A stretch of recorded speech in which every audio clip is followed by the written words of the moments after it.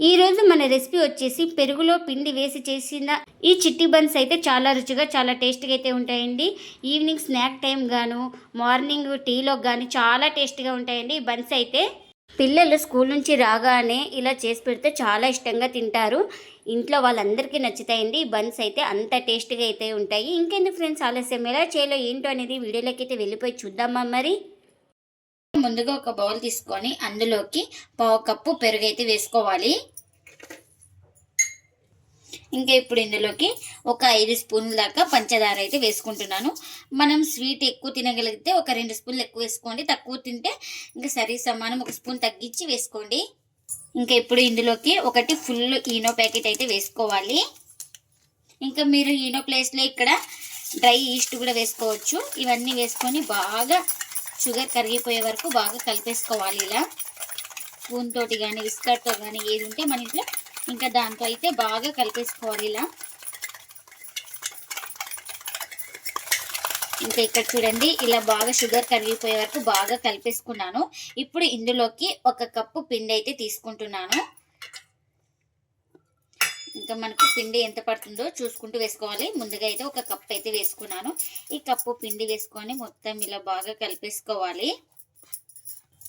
ఇంకా నేను ఇక్కడ చేతితోటే బాగా కలిపేసుకుంటున్నాను. ఇంకా స్పూన్ తోటి మనకు బాగా కలవదనేసి ఇంకా చేతితోనే కలుపుతున్నా. ఇంకా ముందుగా 1 కప్పు అయితే వేసుకున్నాం కదా, ఇంకా మనకు పిండి అయితే పడుతుంది. ఇంకా మరొక 1/2 కప్పు అయితే వేసుకుంటున్నాను. ఇంకా ఇప్పుడు ఇందులోకి ఒక 2 స్పూన్ల దాకా ఆయిల్ కూడా వేసుకోవాలి. ఇలా ఒక 2 స్పూన్ల ఆయిల్ వేసుకొని ఇంకా మొత్తం బాగా కలిపేసుకుందాం. చపాతీ పిండి కంటే కాస్త లూజ్గానే ఉండాలి పిండి వచ్చేసి మనకు.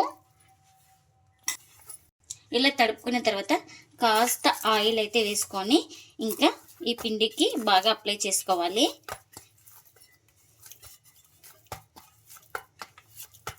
ఇంకా ఇలా మొత్తం బాగా కలిపేసుకున్న తర్వాత ఇంకా ప్లేట్ అయితే పెట్టేసుకొని ఒక 1/2 అవర్ పక్కన పెట్టేసుకుంటే మనకు పిండి అనేది సాఫ్ట్గా నానుతుంది. ఇంకా ఇప్పుడు ఒక 1/2 అవర్ తర్వాత అయితే చూపిస్తున్నాను చూడండి, పిండి చాలా సాఫ్ట్గా నానింది మనకు.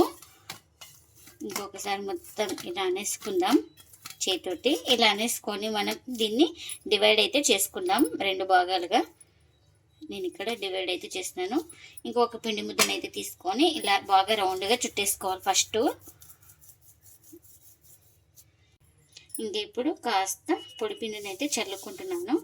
ఇలా చల్లుకున్న తర్వాత ఇంకా ఇలా కొంచెం లైట్గా ప్రెస్ చేసుకోవాలి. ఇంకా ఇప్పుడు కర్ర తీసుకొని ఇలా కర్రతో రుద్దుకోవాలి. మీరు కావాలంటే ఇలా చేతితో కూడా బాగా ఈక్వల్గా స్ప్రెడ్ చేసుకోవచ్చు.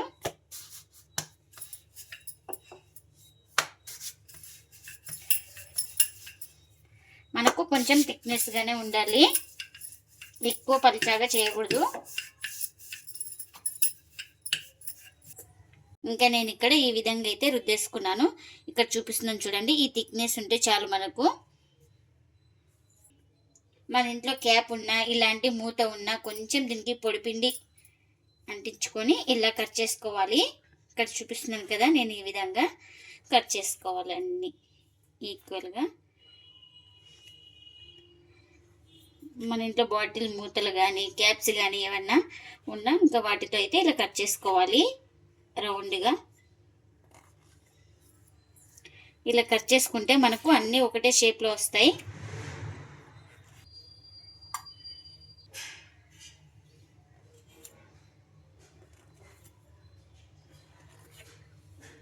ఇంకా అన్నీ ఇలా కట్ చేసుకున్న తర్వాత ఇంకా ఎక్స్ట్రా పిండిని అయితే తీసుకుంటున్నాను ఇలా.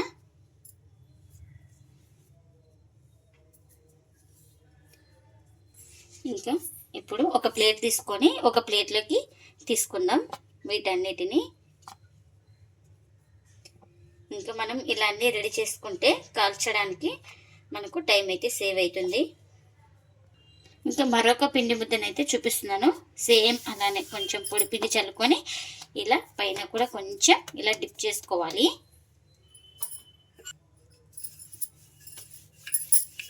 ఇంకా నేను ఇక్కడ చూపిస్తున్నాను కదా, ఈ విధంగా అయితే రుద్దుకోవాలి. ఎక్కువ పలుచగా లేకుండా మందం లేకుండా మీడియంగా మనం ఉండేలాగా రుద్దుకోవాలి. చూడండి ఇలా రుద్దుకున్నాను.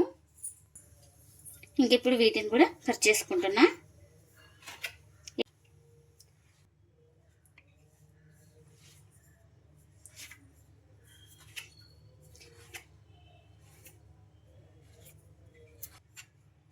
ఇంకా ఇలా కట్ చేసుకున్న తర్వాత ఇంకా ఎక్స్ట్రా పిండిని అయితే తీసుకుంటున్నా.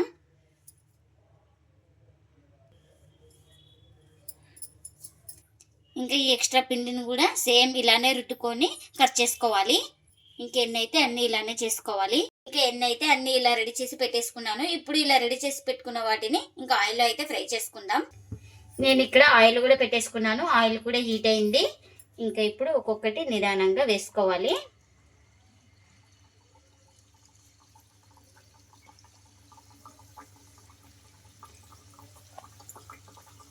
మనకు కడాయికి ఎన్ని పడితే అన్ని వేసుకోవాలి. ఈ బన్స్ అయితే చాలా టేస్టీగా అయితే ఉంటాయండి. ఎప్పుడు పాలతోనే కాకుండా ఇలా పెరుగుతోటి చేయండి, చాలా టేస్టీగా ఉంటాయి మనకు. ఇంకా చూడండి వాటంతకి వాటే తిరుగుతున్నాయి. ఇంకా ఎందుకంటే ఈనో వేసుకున్నాం కాబట్టి చాలా బాగా పొంగుతూ వస్తాయండి. ఇంకా ఒక సైడ్ కాలిన తర్వాత మరోవైపు అయితే టర్న్ చేసుకోవాలి.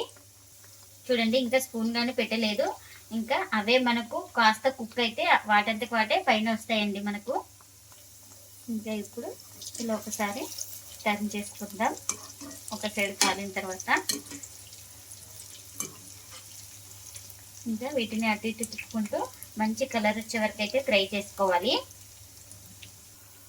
ఇంకా అటు ఇటు తిప్పుకుంటూ మంచి కలర్ వచ్చే వరకు అయితే ఫ్రై చేసుకున్నాను. ఇంకా మనకు ఇవైతే రెడీ అయిపోయినాయి కదా. ఒక ప్లేట్లోకి అయితే తీసుకుంటున్నా.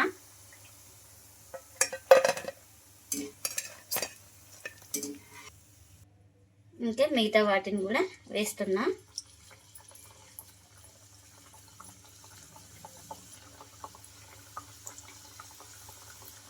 ఇంకా మనకు ఇవి కళాయి నిండా వేసినా కూడా ఏం అతుక్కోవు, బాగా పొంగుతూ వాటంతకి వాటే పైకి వస్తాయి.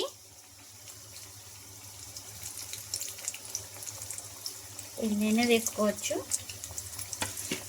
ఇంకొక సైడ్ కాలిన తర్వాత ఇలా మొత్తం టర్న్ చేసుకోవాలి. ఇంకా వీటిని కూడా అటు ఇటు తిప్పుకుంటూ బాగా కాల్చుకోవాలి. ఇంకా అటు ఇటు తిప్పుకుంటూ ఇవి కూడా బాగా కాల్చుకున్నాను. ఇవి కూడా రెడీ అయిపోయినాయి. ఇంకా అన్నీ ఇలానే చేసుకోవాలి.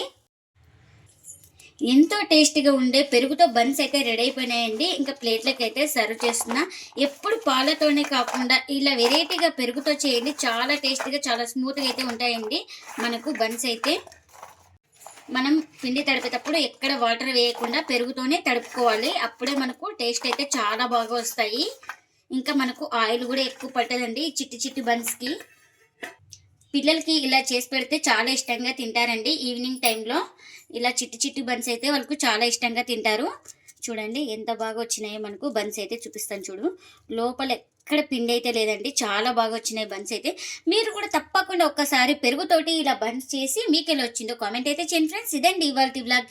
ఈ వీడియో కనుక నచ్చితే ప్లీజ్ లైక్ చేయండి, షేర్ చేయండి, కామెంట్ చేయండి. అలాగే లైక్ చేసి సపోర్ట్ చేయండి friends. Thanks for watching. Bye bye.